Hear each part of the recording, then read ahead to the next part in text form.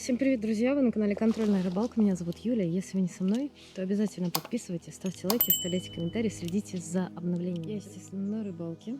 Где же я еще могу быть? И я приехала на реку. Собираюсь сегодня на ней ловить. Догадайтесь, кого? Я думаю, вы понимаете, судя по погоде, что я собираюсь ловить голавля. Очень много мушкары, очень много комаров, очень много всяких мошек. Гадких таких, противных, которые садятся, кусают. Вот. Включила термоцел, чтобы хотя бы комары не подлетали. Вот. Не знаю, действует ли это на оводов и других насекомых кровососущих, но комары просто одолевают, задалбывают, конечно. Сейчас, если еще пойду туда вглубь, так там вообще будет непонятно что. О.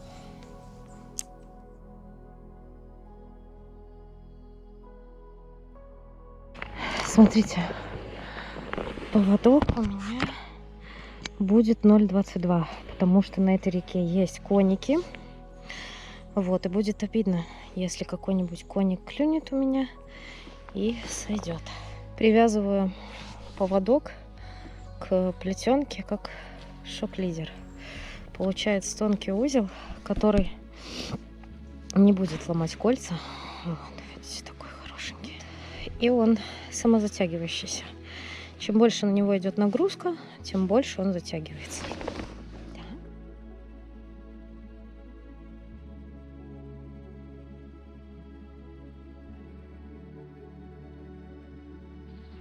Остается только вот обрезать вот этих вот несколько кончиков вот так. Хэптыщ. И все. И остается вот такая вот штука. Просто дальше при забросах, при каких-то зацепах он может немножко затягиваться, и если не будет усиков, то он может развязаться. Теперь мой самый лучший друг при ловле на спиннинг на реке — это поляризационные очки. Не знаю, видно вам или нет. Сейчас. Так видно в поляризационном. Так, без полярики. Без поляриков.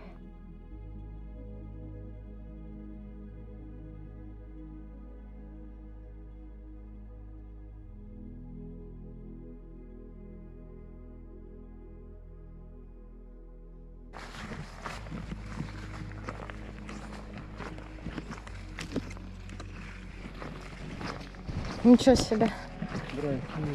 Здрасте. Нормально. Мы только приехали. А вы? Что-то даже, судя по малькам, у меня создалось впечатление, что вот какая-то вот реакция. Я несколько воблеров поподкидывала. Нету особой реакции сегодня на воблера. Он какой-то вот прям, ну, неактивный голавль. Не очень как-то реагирует. Или уже пуганный, потому что здесь другие голавлисты прошли знакомые.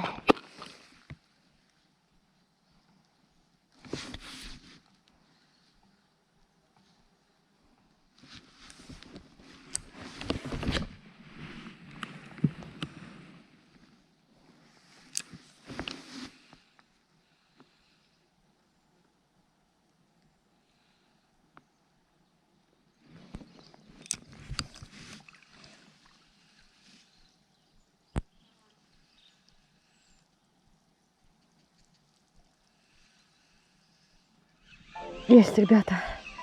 Есть. Есть, походу, ребятки. Что-то тут идет ко мне.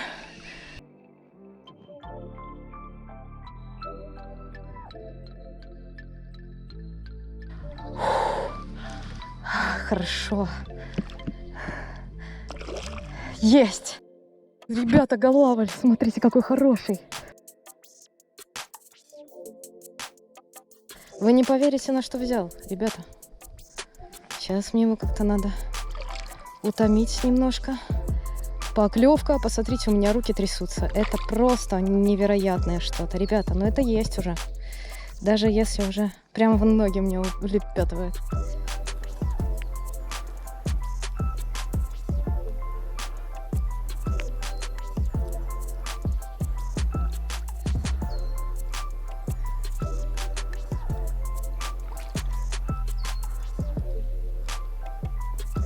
Главное его сейчас одной рукой взять.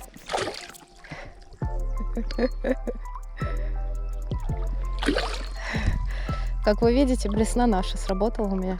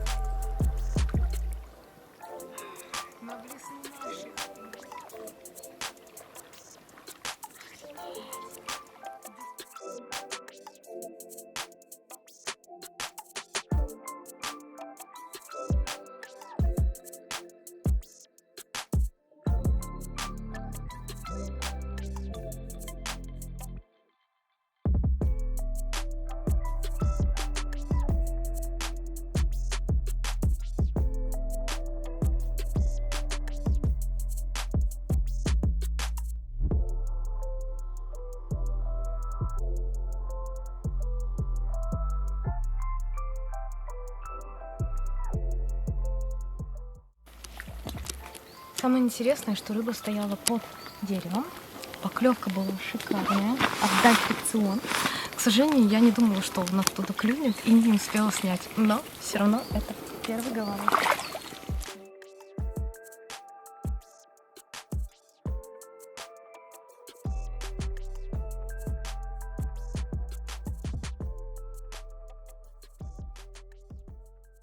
Я приняла решение идти вброд. Я изучала эту информацию, и в каком-то из источников, и мне ребята говорили, которые голавлили это, что голавль меньше боится объектов, которые движутся непосредственно по воде. То есть движение на берегу его больше настораживает, чем движение по воде. Я вижу перед собой огромный куст травы, но я кидаюсь за него, потому что говорят, что голавль, он может стоять вот там вот перед ней. Он может сегодня быть в одном месте, завтра быть в другом месте. Всегда по-разному. Типичное место стоянки голавля. Вам не видно? Сейчас я вам в полярике покажу. Вот здесь вот у меня яма, а дальше подъем. Так вот, в этой ямке, в маленькой, мог стоять голавль, а я его напугала. Поэтому не нужно недооценивать рельеф реки. Вот у меня река здесь очень рельефная, поэтому можно просто тупо пробовать забрасывать, подбрасывать, проводить в одном месте, во втором, в третьем, в четвертом. Еще вот расскажу для тех, кто никогда голавля еще на спиннинг не ловил. Чем дальше вы отходите от предполагаемой точки нахождения рыбы, тем для вас лучше. Голавля рыба очень прудливая.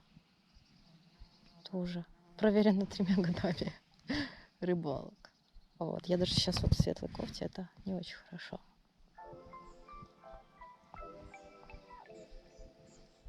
Вот была сейчас, видите, клевочка. Есть, ребят, есть, ребят. Есть, ребят, сошел, блин, ребята, сошел в траву, блин, завел, сволочь. Такая, так и знала, что в траве стоит. Так, ребят, есть какая-то рыба. Сейчас посмотрим, какая. Что-то такое небольшое совсем. Наверное, окунь. Сейчас посмотрим. Угу. Сейчас посмотрим. Опа, хороший конек.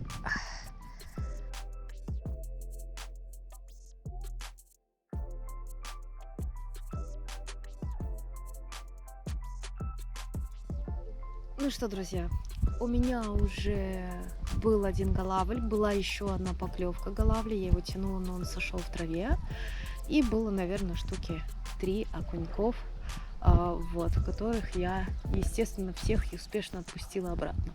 Что характерно для голавля в этом месте, сейчас он держится именно ближе травы. Вот я сейчас иду по участку, в котором нет травы, а есть деревья, и этих участков держится окунь. А голавль стоял там, где была трава на дне. Вот такое место. На мой взгляд, 100% может стоять голавль. И там в траве, и там, и там.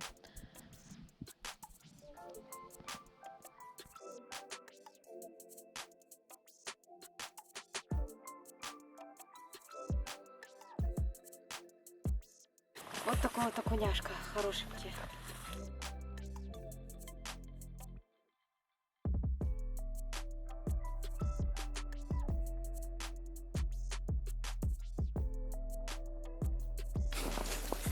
Здесь дальше у меня идет перспективное место. Проплыли 3 байдарки. Поэтому я приняла решение остановиться, покушать, отдохнуть. И на этом месте немножко подольше задержаться.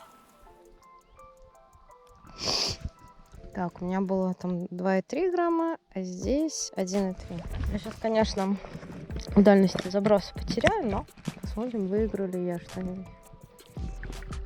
По количеству рыбы, по поклевочкам.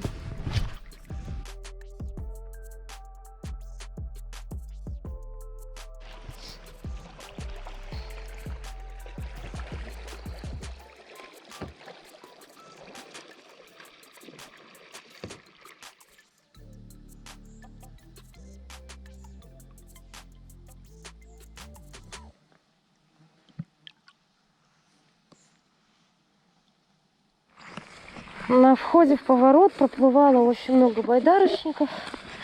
Я приняла решение здесь долго не задерживаться, пройти чуть-чуть дальше. Тогда немножко времени пройдет. Но вообще места здесь, конечно, интересные. Сразу вот зашла в этот лес, сразу комары появились.